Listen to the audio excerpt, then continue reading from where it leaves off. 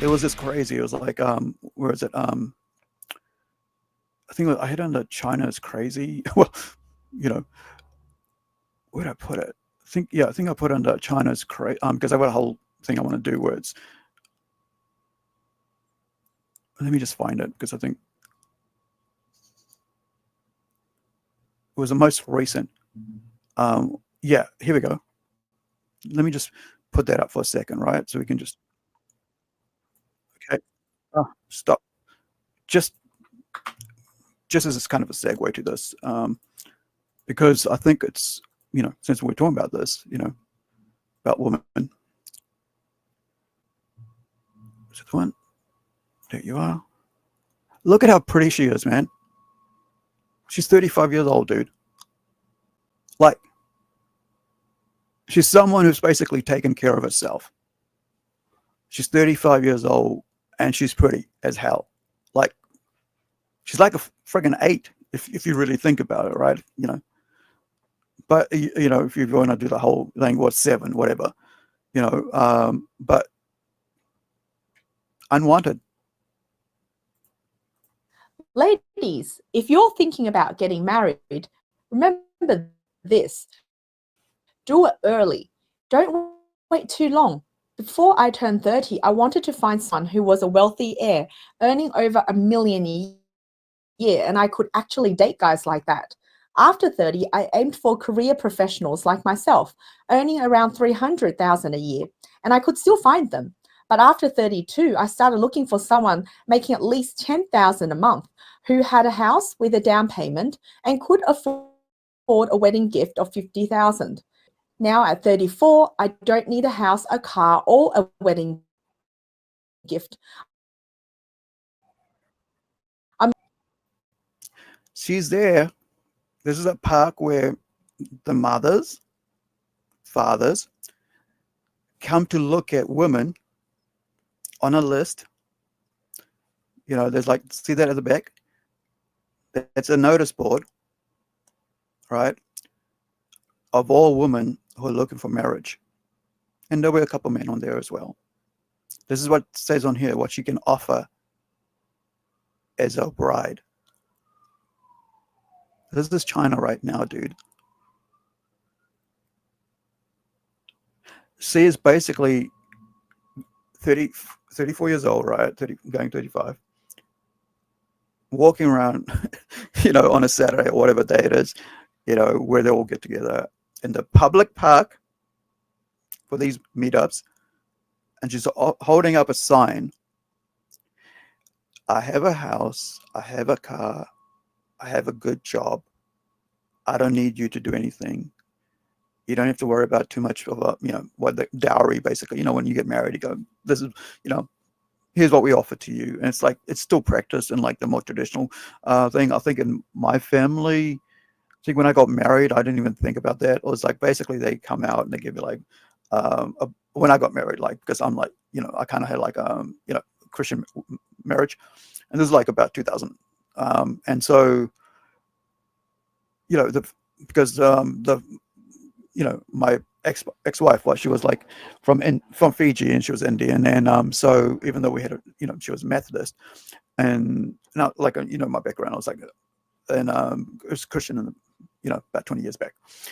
So at that time, they would like have these bowls, and they'll come out and have rice in it. It's like you're setting up for your future, right? So they'll hand over those, because I was coming to New Zealand, so it really didn't matter to us. But like they put all these big silver bowls, like really like about like 10-liter, maybe 15-liter, big aluminium bowls, and they'll have like filled up with rice, and in that rice there'll be like notes, like money, like $50, $100, $20, $10, whatever, wrapped up, that the girl's family, extended family, neighbors would put into, and like each one would have a separate, like, from this family you get this, and then this family this, and so that's called a dowry. It's like the entire family is paying, because and because you as a man are going to provide her future, so they, as a woman, she's bringing you her her part as well to set up. But for me, like I had everything sorted here anyway. House. I was renting, fridge, freezer, all that stuff, bedding, everything was new. Right. Um, and then the sofa. I've had this huge sofa. I sewed up this whole new covering for it. I think it cost me about $100 of material, but it was just like everything was set up. But like this is what they do. This is what is meant by dowry. Like they'll bring like money, jewelry, whatever.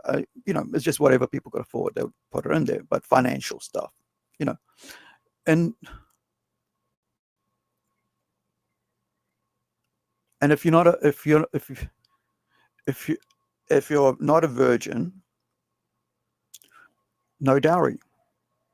So if you've been used goods, as they would say, right, and traditionally, you know you're you know you're no longer a virgin, so no dowry, so nothing.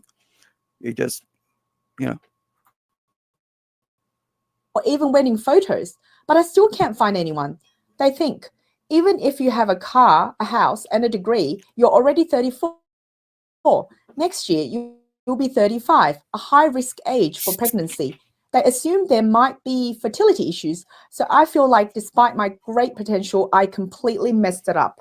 The anxiety of older single women in China has become increasingly. So this is the lie that feminism has basically told Western women and Asian women. You know, and the thing is, in the Middle East and India, it's like majority. It's more traditional. However, India is pretty modernized as well.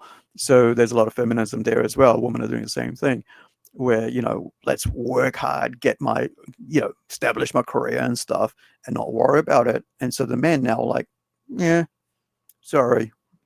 There's younger 20-year-olds and under 30-year-olds that are around, you know, um, mid 20s, whatever.